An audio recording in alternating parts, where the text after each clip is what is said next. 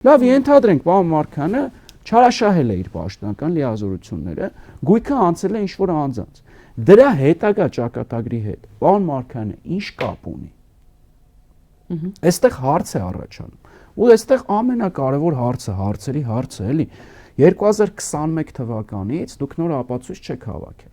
Առնվազն 2021 թվականից ձեր համար պետք է որ պարզ լիներ, որ այս դեպքում պարոն Մարկյանը կատարել է փողերի լվացում։ Կատարել է առանձնապես ծանր հանցագործություն, ընդ որում 4 դրվագ։ Հիմա ստացվում է 3.5 տարի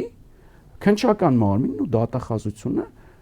որևէ գործողություն չի կատարել, այսինքն այսպես ասած դրսևորել է մեղմ ասած հանցավոր անգործություն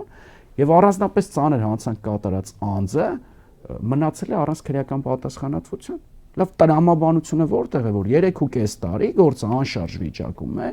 դուք որևէ գործողություն չեք կատարում։ Այստեղ կա մի տրամաբանություն, որը շատ ավելի, այսպես ասած, շատ պարզ է։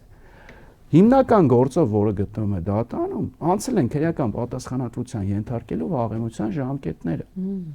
Այսինքն անձը չի կարող քրեական պատասխանատվության ենթարկվել, նույնիսկ ամենամեծ ցանկության դեպքում։ Թեև այս գործով, հա, պաշտոնական լիազորություն չարաշահել է։ Թեև այս գործով ես չեմ գտնի որևէ դատավորով, որ պետք է տա մեղադրական դատավճիռ, զույգ օբյեկտիվությունից իրավաբանությունից եթե նայենք։ Բայց ամեն դեպքում, եթե նույնիսկ չէ, այս գործերով դժվար է ասել տալ, այդքան հեշտ էլ չի։ Մի քիչ պիտի տակը մի բան լինի։